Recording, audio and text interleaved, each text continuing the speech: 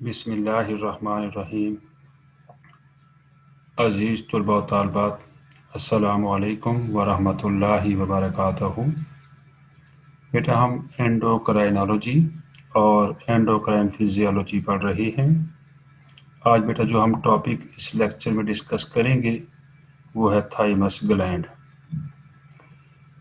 तो thymus gland जो है उसकी सबसे पहले हम लोकेशन देखना चाहते हैं कि उसकी पोजीशन क्या है और उसका क्या स्ट्रक्चर है और वो कौन कौन से हार्मोन सेक्रीट करता है और फिर उन हार्मोन का बॉडी में क्या इफेक्ट है। इस टॉपिक में हम आज बेटा डिस्कस करेंगे। बेटा यहाँ पर ये एक डायग्राम आपको दिखाई गई है और ये आपके यहाँ पर लंग्स मौजूद है। लंग्स के साथ बेटा ये देखिए ट्रैकिया के साथ एक एसोसिएटेड ग्लैंड नज़र आ रहा है जिसे हम थाइमस कहते हैं। थाइमस ग्लैंड है बेटा, इसके 2 इक्वल लोब्स नज़र आ रहे हैं। बट इस लोब को अगर हम यहाँ देखें तो बाहर एक इसकी कवरिंग नज़र आती है और इस कवरिंग को हम कैप्सूल कहते हैं। इस कैप्सूल में दरमियान में आपको छोटे छोटे यूनिट्स दिखाई दे रही हैं। हर यूनिट को लोब्यूल कहा गया है। अगर लोब्यूल को वाज़ेह तौर पर अगर हम देखें तो एक इसका सेंट्रल पार्ट है जिसे हम मेडुला कहते हैं और बाहर पेरिफेरल पार्ट है जिसे हम कॉर्टेक्स कहते हैं। और ये लोब्यूल के दरमियान में बेटा देखिए आपको एक बॉर्डर लाइन सी दिखाई दे रही है। इन बॉर्डर लाइन को हम यहाँ पर सेप्टम कहते हैं। अभी बेटा हम बात करेंगे थाइमस ग्लैंड और थाइमस हार्मोन के बारे में डिस्कस करना चाहते हैं। बेटा ये एक हार्मोन सेक्रीट करता है जिस हार्मोन का नाम बेटा थाइमोसिन्स है। बेटा आज बेटा डिटेल हम इसकी देखना चाहेंगे। थाइमस ग्लैंड, ये बेटा यहाँ पर आपको डायग्राम में थाइमस ग्लैंड दिखाया हुआ है जिसके 2 इक्वल लोब दिखाई दे रही हैं। फिर इसका अगर हम टीएस ट्रांसफर सेक्शन देखें तो बाहर हमें ये देखिए कैप्सूल दिखाई दे रहा है जो आउटर कवरिंग है। और इसके अंदर बेटा ये जो आपको स्ट्रक्चर दिखाया गया है ये थाइमिक लोब्यूल, जैसे कि मैं लास्ट स्लाइड में आपको बता चुका हूँ कि ये जो थाइमस ग्लैंड है ये एक इंडिविजुअल छोटे छोटे यूनिट्स पर मुश्तमिल होता है और जिनको हम लोब्यूल और थाइमिक लोब्यूल भी कहते हैं। Each thymic lobule is further composed of 2 parts. The outer part is known as cortex and inner part of the lobule is known as medulla.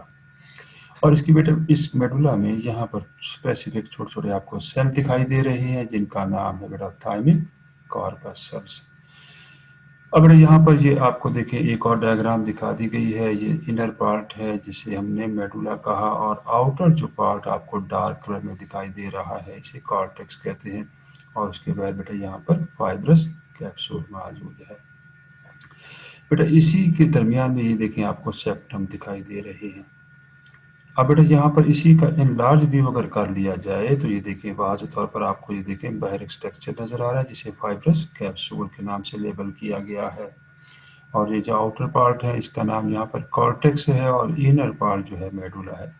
अब बेटा यहाँ पर कॉर्टेक्स में हम देखते हैं तो यहाँ पर स्पेसिफिक सेल का हमें एक स्ट्रक्चर नज़र आ रहा है। देखें स्फेरिकल इन शेप है और वाज़ेह तौर पर इनके न्यूक्लियाई भी नज़र आ रहे हैं। इनका नाम थ्रोमोसाइट है बेटा, थाइमोसाइट है। थाइमोसाइट बेटा ये इंपॉर्टेंट सेल हैं जिनका फंक्शन है एक हार्मोन सेक्रीट करना है जिसे हम थाइमोसिन कहेंगे। अब बेटा यहाँ पर एक और स्पेसिफिक सेल आपको यहाँ पर दिखाई दे रहे हैं जो बड़े वाज़ेह तौर पे नज़र आ रहे हैं और इन लार्ज है। इनका ये न्यूक्लियस मौजूद है, इन्हें हम कॉर्टिकल एपिथेलियल सेल कहते हैं।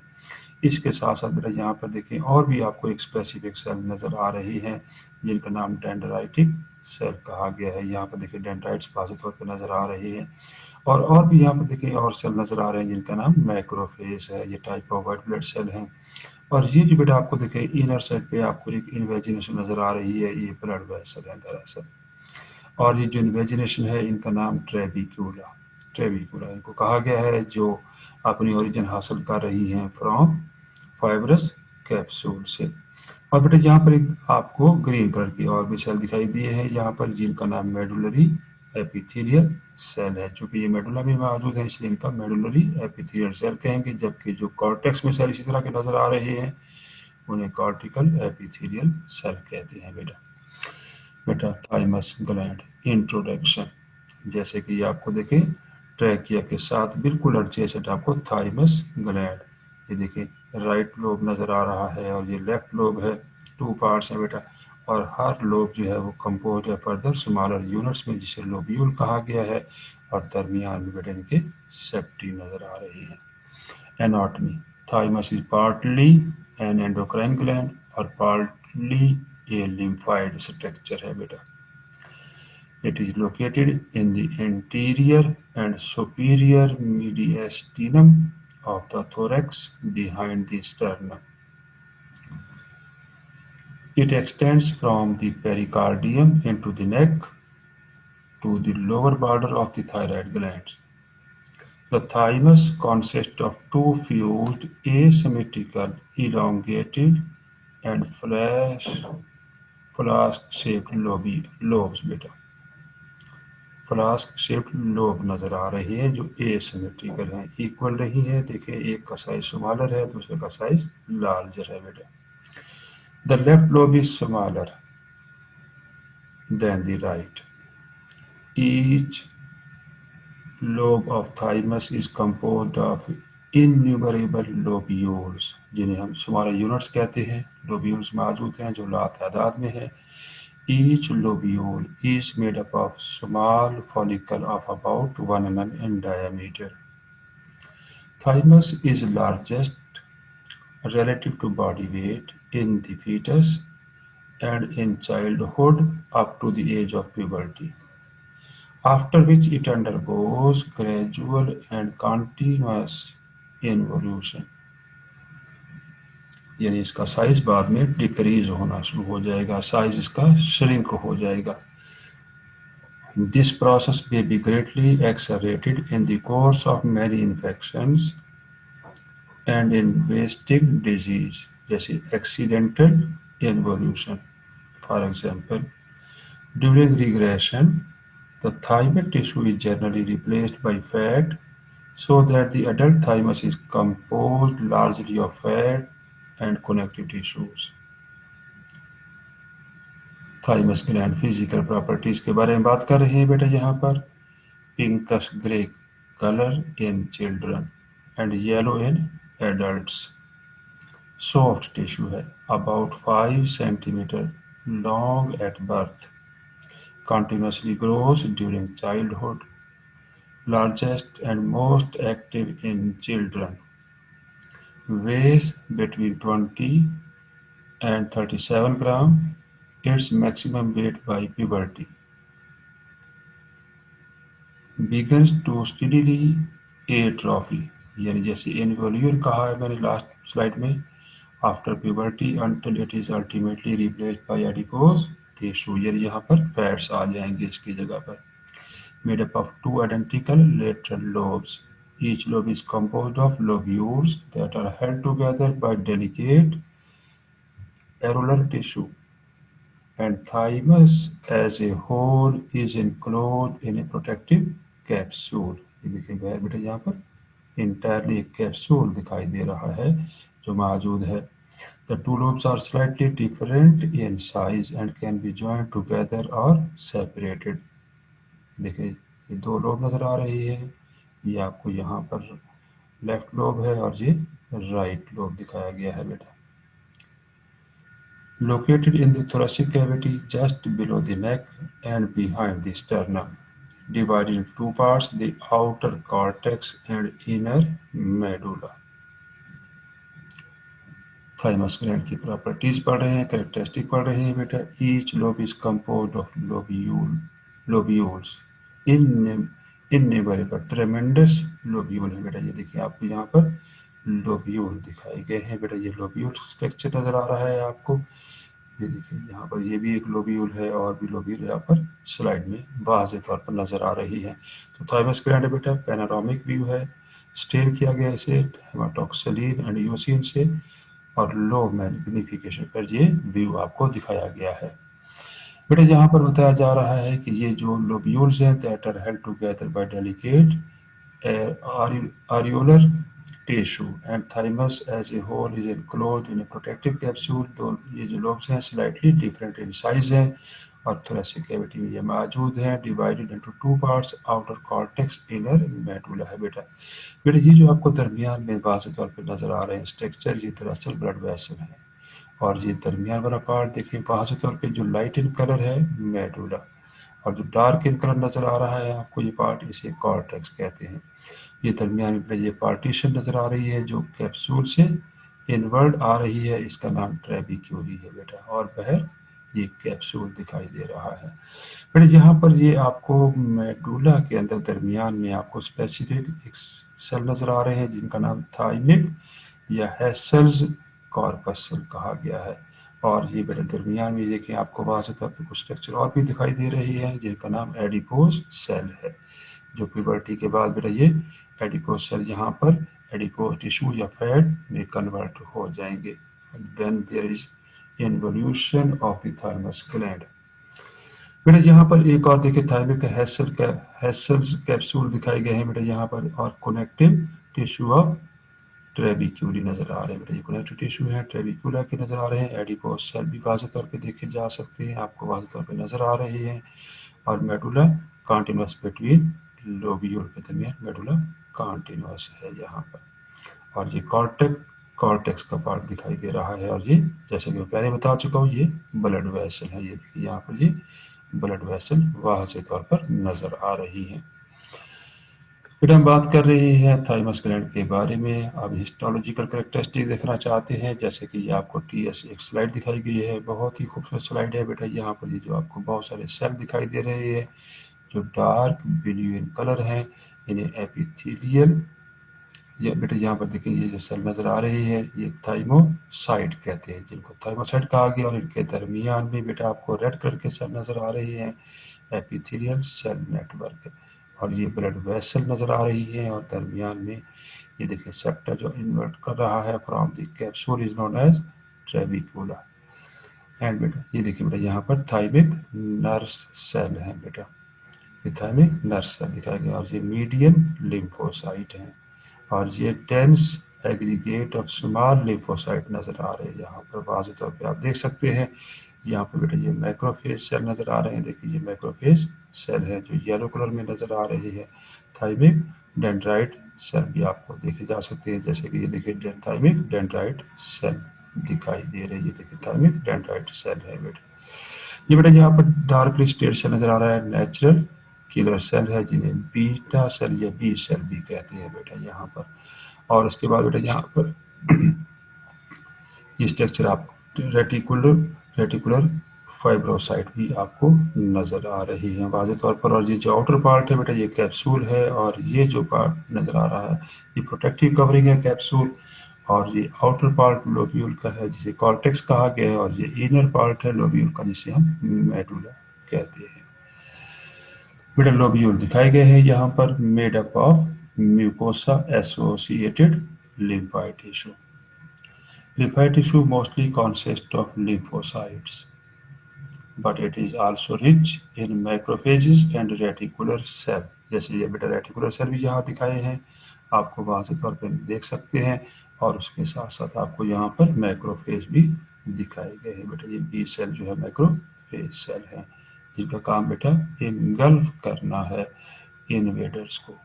Thymus is enclose by a thin connective tissue capsule. जैसे देखिए आपको बताया गया कि कैप्सूल में ये एनक्लोज होता है। Each lobule consist of medullary tissue with numerous lateral extensions, each of which is covered by a layer of cortical tissue. Between lobules are connective tissue, septa मौजूद है, extension of the capsule containing arterioles and veins। देखिए extension में यहाँ पर artery और when दिखाई दे रही है, वाज़ेह तौर पे आप देख सकते हैं। विद एज, जैसे कि मैं पहले बता चुका हूँ, उम्र बढ़ती जाएगी, there is a heavy accumulation of fat associated with the connective tissue. बेटा एक और डायग्राम आपको दिखाई गई है, और इस डायग्राम में टू पार्ट्स दिखाई, ये थाइमोसाइट्स दिखाए गए हैं। ये देखिए वाज़ेह तौर पे देख सकते हैं थाइमोसाइट है जिनका न्यूक्लियस लार्ज साइज का है, और ये सब कैप्सुलर सेल दिखाया गया है बेटा आपको यहाँ पर। और CD4 रिसेप्टर इस पे मौजूद है, CD3 रिसेप्टर है, CD8 8 रिसेप्टर। CD का मतलब बेटा यहाँ पर मीनिंग है क्लस्टर ऑफ डिफरेंशिएशन। बेटा यहाँ पर ये सेल आपको नजर आ रहा है, ये सेल बेटा सब कैप्सुलर सेल टाइप 1 है, और इसी तरह बेटा ये जो सेल नजर आ रहा है इनर कॉर्टिकल टाइप 2 एंड 3 है बेटा। और बेटा यहाँ पर जो सेल नजर आ रहे हैं ये मेडुलरी पार्ट है, तो मेडुलरी टाइप 4 एंड 5 सेल नजर आ रहे हैं बेटा। ये आपको देख रहे हैं, इनकी ये आपको देखिए प्रोसेसेस भी नजर आते हैं बेटा। ये कॉर्टिकल सेल है, ये वाले पार्ट जो कॉर्टिकल सेल नजर आ रही है, और कॉर्टिकल सेल पे CD3 पॉजिटिव, CD4 पॉजिटिव और CD8 पॉजिटिव रिसेप्टर यहाँ पर वाज़ेह तौर पर देखे जा सकते हैं। इस तरह बेटा ये मेडुलरी सेल है, और ये मेडुलरी सेल जो है यहाँ पर इसको देखे सॉरी लार्ज यहाँ पर न्यूक्लियस वाज़ेह तौर पर देख सकते हैं, जो यहाँ पर बेटा immunocompetent activated T cell ये नजर आते हैं बेटा। यहाँ थाइमस ग्लैंड डेवलपमेंट इसके देखना चाहते हैं बेटा, थाइमस ग्लैंड की डेवलपमेंट देखते हैं कैसे होती है बेटा। जर्नल आर्किटेक्चर ये डायग्राम दिखाई गई है। Embryological consideration, thymus gland is formed from the ventral part of the third pharyngeal pouch on each side. Cardiac neural crest mesenchyme form connective tissue septa which produce the lobulated architecture of the gland. Angiogenic mesenchyme including lymphoid stem cell invade this local mesenchyme पे invade करते हैं बेटा। बेटा यहाँ पर ये देख सकते हैं वाज़ेह तौर पर एडिटिव ट्यूब होती है डेवलपमेंट में, और वहाँ पर बेटा यहाँ पर जो फॉर्मेशन हो रही है देखिए, यहाँ पर ये पेरेंटाइल टॉन्सिल दिखाई गए हैं, और इसके साथ साथ बेटा देखिए थाइमस ग्लैंड की देखिए यहाँ पर उभार सा पैदा हो रहा है, और ये थाइमस ग्लैंड की डेवलपमेंट वाज़ेह तौर पर आप देख सकते हैं। Inferior parathyroid gland from third pouch से डेवलप हो जाता है बेटा। अब बेटा यहाँ पर थाइमस डेवलप जैसे कि पहले बताया जा चुका है from the endoderm of the third, ये थर्ड बेटा ये देखिए पाउच है बेटा, और probably of the fourth branchial cleft on both side. ये ब्रैंकियल क्लेफ्ट का मतलब यहाँ वाज़ेह तौर पर आप देख सकते हैं कि यहाँ से ये एक्सटेंशन के तौर पर बन रहा है on both sides, and in mammalian embryos it is the primordial lymphoidal organ in which the lymphocyte can first be identified. The outgrowth coalesce to form single mass in the midline. Later on, these endodermal elements become secondarily invaded by surrounding mesodermal tissue from which the lymphoid tissue develops.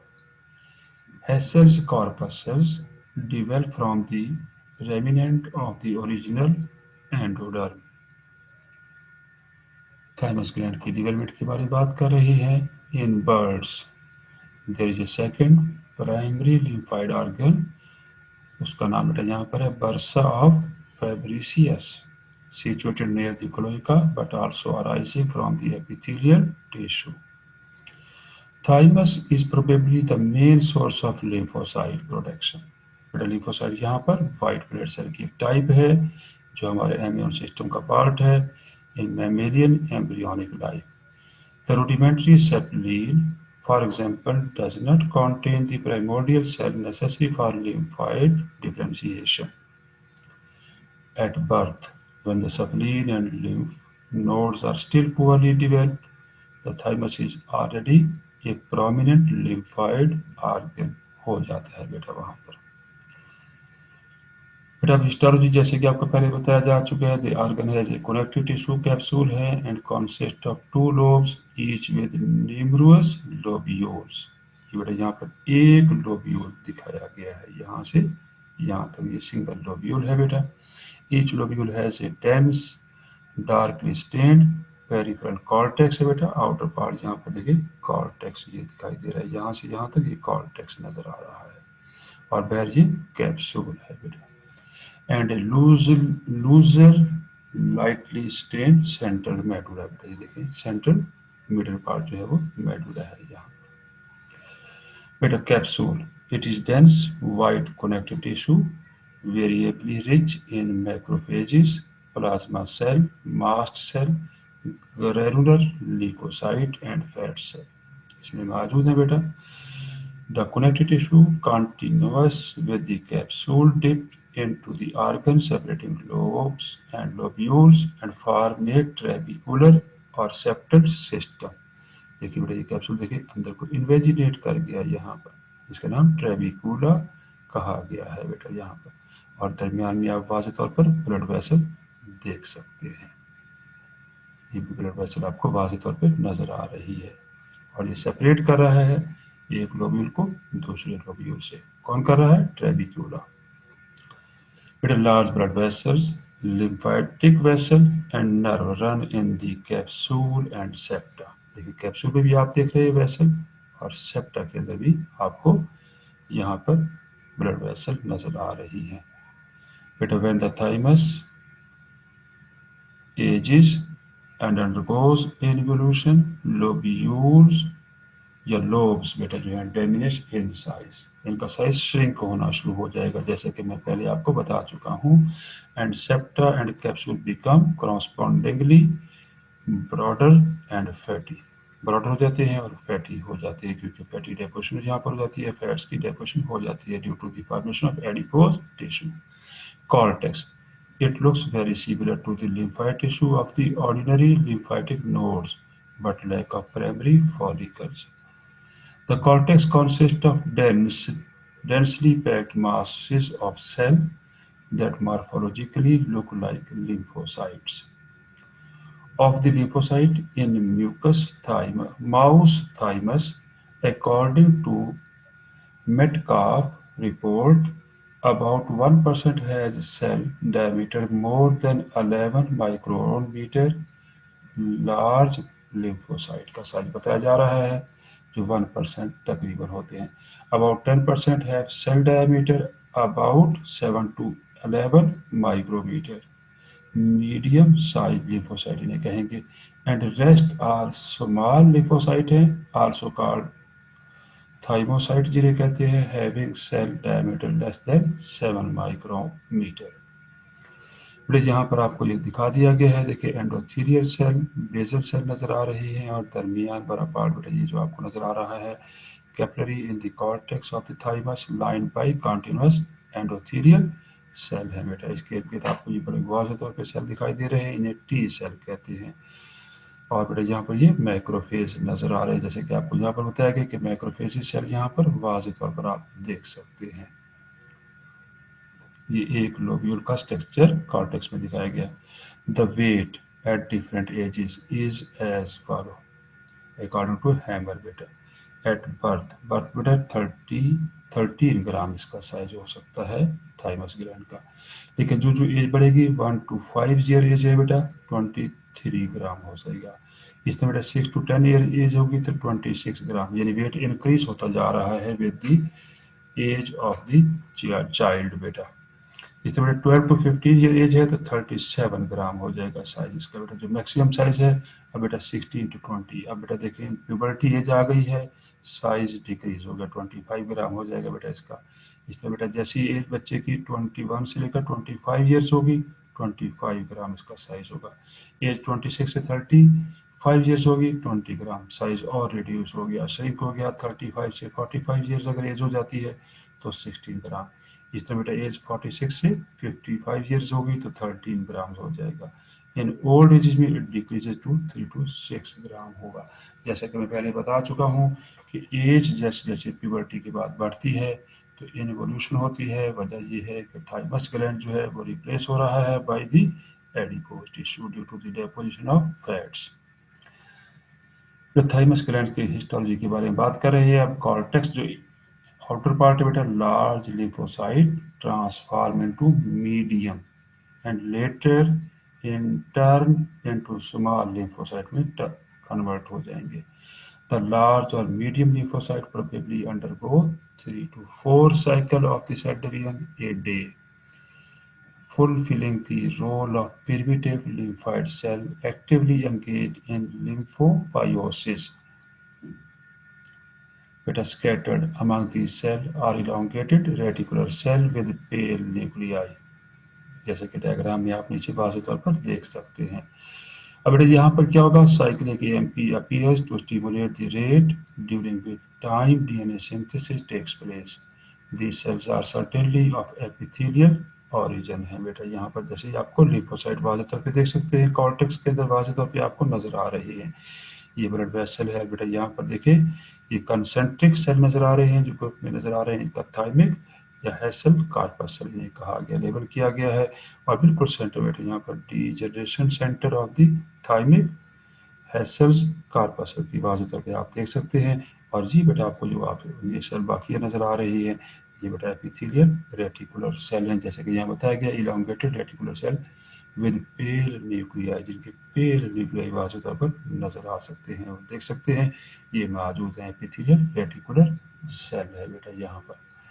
और ये दरमियान में बेटा ये देखिए partition नजर आ रही है, जिसे सेप्टम कहा गया है, और ये ट्रेबिक्यूला से इसे लेबल किया गया है। और ये दरमियान में देखें व्हाइट कलर के स्पॉट नजर आ रहे हैं, एडिकोज सेल हैं जो बाद में फैट्स को डिपॉजिट करेंगे बेटा। फिर हम बात कर रहे थे थाइमस ग्लैंड्स के बारे में, तो दरमियान बेटा बात यहाँ पर मेडुला के बारे में बताते हैं। It is a broad branch band of thymic tissue है बेटा। The medullary branches provide the lobar and lobular pattern of the organ. The medulla consists of epithelial reticular cell like those in the cortex. जैसे cortex में नजर आ रहे हैं, यहाँ पर medulla में भी बेटा ये सेल आपको वाज़ेह तौर पर रेटिकुलर सेल नजर आ रही है, देख सकते हैं आप इन्हें। These cells are easily visible due to much less numerous lymphocytes than in the cortex. देखिए यहाँ पर लिम्फोसाइट बहुत ज़्यादा हैं कॉर्टेक्स में, आप देख सकते हैं, जबकि मेडुला में जो लिम्फोसाइट की तादाद है बहुत कम है। There are variable number of plasma cell, mast cell, eosinophil cell and melanocyte generally near blood vessels. Hessel's concentric corpus cell, ये बेटा देखिए कंसेंट्रिक आपको गोलाई में नजर आ रही है, ये कॉन्सेंट्रिक सेल हैं, कॉर्पसल हैं, और थाइमिक कॉर्पसल जिन्हें कहा जाता है, और organisation of flattened epithelial reticular cell and are the characteristic feature of the thymus. बेटा मेडुला के they are form from the hypertrophied and degenerating reticular cell, concentrically arranged cell of Hesser's body stained with acid dyes. The innermost cell shows sign of degeneration and hyalinization। और बेटा यहाँ पर diagram में आप देख सकते हैं ये सेंट्रल सेल मौजूद है, जो यहाँ पर वाज़ेह तौर पर मेडुलरी टिश्यू पर मुश्तमिल है बेटा। सेंट्रल सेल जो है मे डिजेनरेट कंप्लीटली और cyst और calcareous deposit appear. Blood vessel and nerve supply. The thymus receive arterial supply from the internal thoracic and the inferior thyroid arteries. Large venules arise in the medulla and then combine with large vein which empty into the left innominate and thyroid veins. Thymus itself is not the site of antibody formation. Epithelial reticular cell in the thymic vessel constitute an element in the blood-thymus barrier, just as the glial cell contribute to the blood-brain barrier. यहाँ पर आप देख सकते हैं, यहाँ पर ये एक आपको आर्टरीज दिखाई गई है, ये आर्टरी बेटा सप्लाई हो रही है, इनर्वेट हो रही है इन द मेडुलरी पार्ट, और यहाँ पर देखिए विनोल की फॉर्मेशन हुई, वेन की फॉर्मेशन हो गई, उसके बाद और वेन जो है बेटा टू थाइमिक वेन जो है बेटा से कहेंगे, जो ब्लड यहाँ से ड्रेन ऑफ कर जाएगी from the lobule of the thymus gland. बेटा ये आपको बाहर कैप्सूल दिखाया गया, थाइमिक कैप्सूल है, ये बाहर वाला पार्ट जो है बेटा कॉर्टेक्स, और इनर पार्ट बेटा यहाँ पर मेडुला लेबल किया गया है। फिर थाइमस ग्लैंड के बारे में बात कर रहे हैं, blood vessel and nerve supply के बारे में बात हो रही है। Thymus the antigen appear to be unable to pass through the blood thymus barrier to reach to the lymphoid tissue from the blood vessel, यानी वो अनेबल है, मूव नहीं कर सकती, पहुंच नहीं सकती। Thymic capsule is moderately rich in small unmyelinated and myelinated nerve fiber from the vagus cardiac plexus, first thoracic ganglia and ansa hypoglossal। वहाँ से नर्व फाइबर्स आ रही है बेटा। अनमाइग्रेटेड फाइबर जो है enter the organ with blood vessel and are probably of vasomotor in nature. Experimental and clinical evidence of the thymic function. Effects of extirpation। बेटा इन young animals में अगर इसको रिमूव कर दी जाए तो एट फर्स्ट एडिपोजिटी हो जाएगी बेटा, एडिपोजिटी टिश्यू की फॉर्मेशन हो जाएगी, देन बेटा कैक्सिया होगा और एंड कॉमा हो जाएगा बच्चों में बेटा। Defective deposition of mineral salt on the bones, a wasting disease with a great fall in blood and tissue lymphocytes and interference in immunity reaction में interference हो जाएगी बेटा। क्लिनिकल एविडेंस क्या बेटा, इन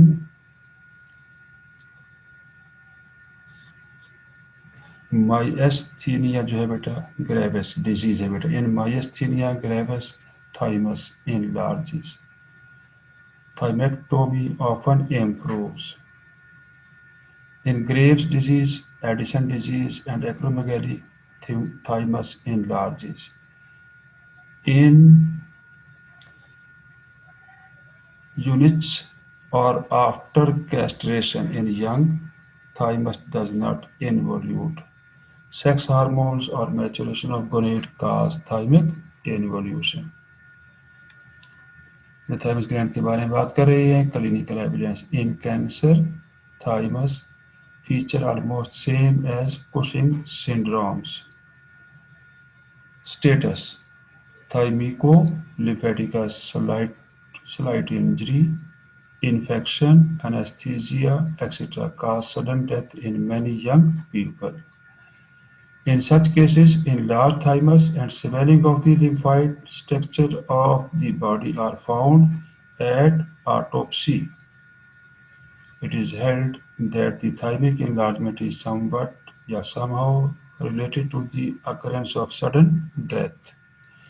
Since subject of status thymico-lymphaticus die during anesthesia, operation, etc., and since adrenal cortex protect against such stress and strain, it seems all the more reasonable that the fundamental defect in status thymico-lymphaticus may be an adrenocortical dysfunction। It has also been observed that either any kind of stress or administration of adrenocortical steroid causes shrinkage of the thymus in young animals or human beings।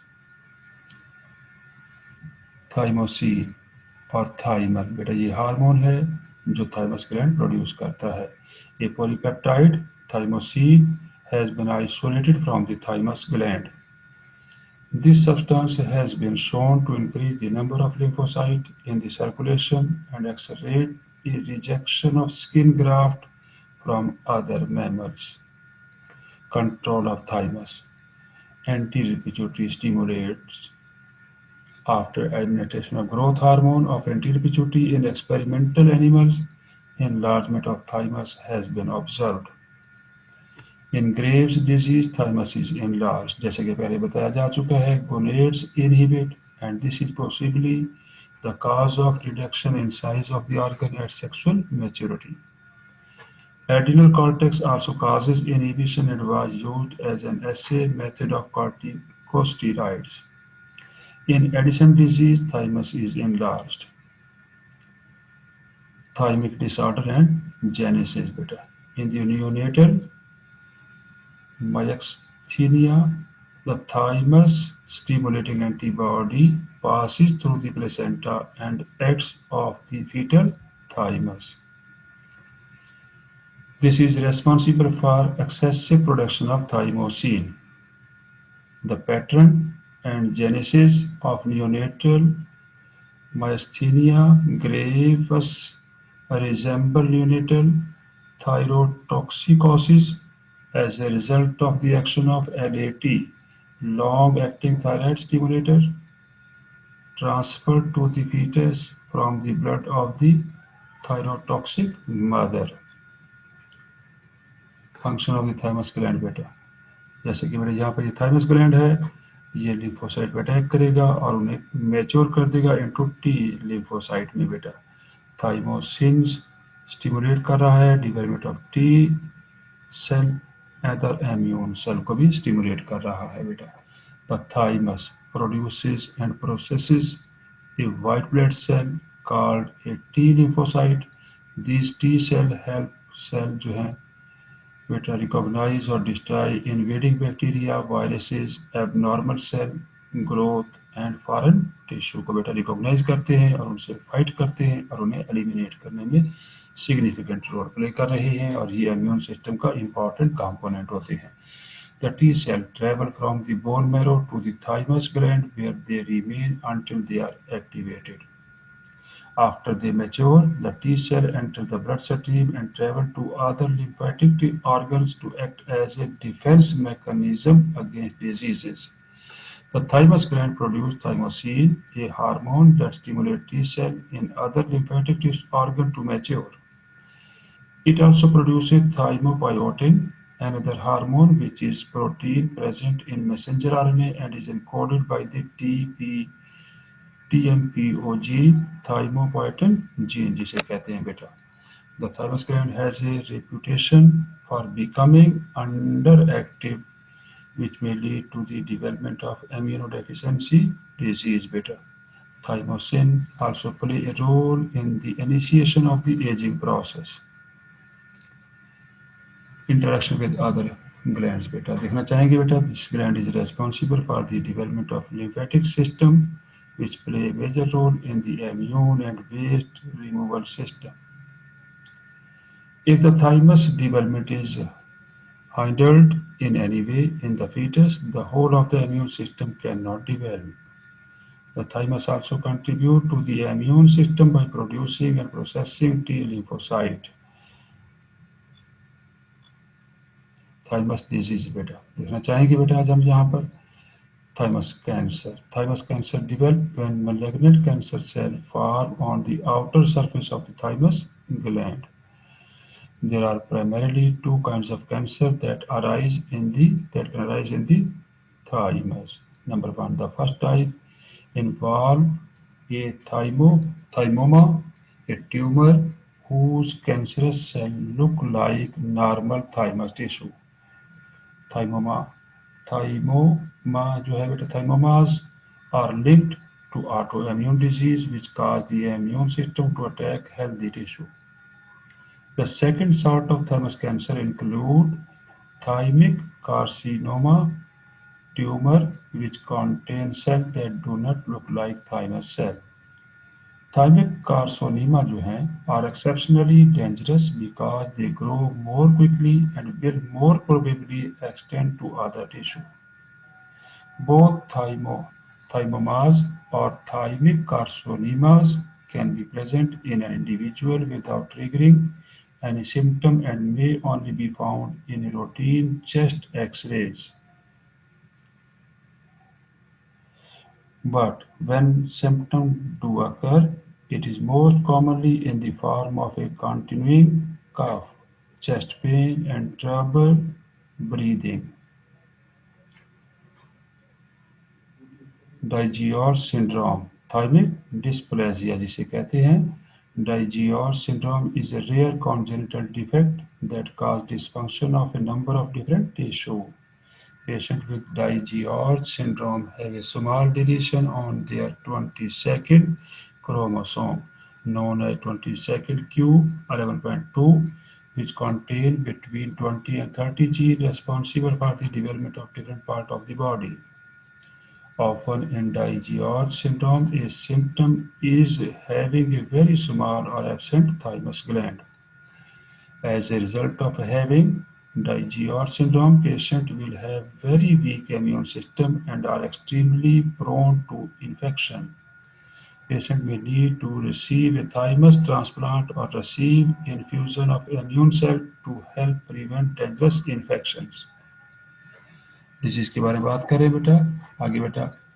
myasthenia gravis is a chronic autoimmune neuromuscular disease characterized by varying degrees of weakness of the skeletal system. Myasthenia gravis is caused by a transmission malfunction of nerve impulse to the muscle.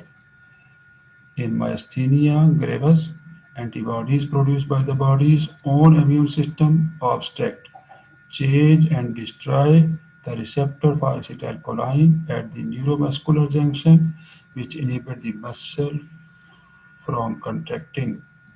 In adults with myasthenia gravis, the thymus gland remains large and is abnormal. It contains certain cluster of immune cells indicative of lymphoid hyperplasia, a condition usually found only in the spleen and lymph nodes during an active immune response. Some may develop thymomas, which are generally benign type of cancer but can become malignant later on. The relationship between the thymus gland and the myasthenia gravis is not yet fully understood. Scientists believe that the thymus gland may give incorrect instruction to developing immune cell, ultimately resulting in autoimmunity and production of the acetylcholine receptor antibodies, therefore setting the stage for the attack on the neuromuscular transmission. Thymectomy, the surgical removal of the thymus gland, reduces symptoms in some individuals without thymoma and may cure some people, possibly by rebalancing the immune system. Most common in women under 40 or men over 60. Auto adult onset autoimmune response बेटा यहाँ पर देख रही हैं आपके पास T cell हैं और B cell हैं recognise abnormal myoid cell as defective और फॉरेन और डिस्ट्रॉय दें और उनको डिस्ट्रॉय करते जा रही हैं बेटा। उसके बाद बेटा यहाँ पर क्या होगा the body launches an autoimmune response on its own healthy cell पे बेटा अटैक करेंगे रिसेप्टर पर और उन्हें डिस्ट्रॉय करना शुरू कर देंगे। This cell have mistakenly ACh receptor as part of the foreign entity ACh receptor are no recognised as foreign के तौर पर रिकॉग्नाइज होते जा रहे हैं और एबनॉर्मल मायोड सेल जो है ऑफ द थाइमस विद एक रिसेप्टर पे आपको ये नज़र आ रही हैं और ये एबनॉर्मल थाइमस की वजह से ये डिजीज़ हो जाएगा और आपके अपने हेल्दी टिश्यू हेल्दी सेल जो हैं वो डिस्ट्रॉय होना शुरू हो जाएंगे बेटा।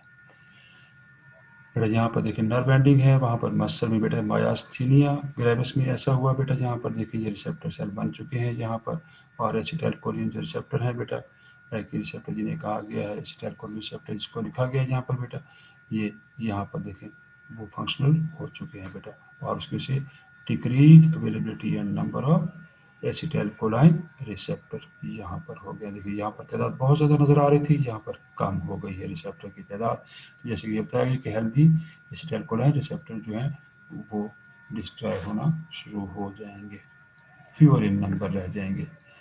थैंक यू वेरी मच बेटा फॉर वाचिंग माय लेक्चर। अपने वैल्यूएबल कमेंट्स ज़रूर दीजिए कमेंट्स बॉक्स में और मेरे यूट्यूब चैनल को ज़रूर सब्सक्राइब कीजिए ताकि हर नए आने वाला लेक्चर अपलोड होने वाला लेक्चर आपको मिल सके और आप उससे मुस्तफ़ीद हो सके। हमारा नस्बुल आपकी कामयाबी है। अल्लाह हाफिज़।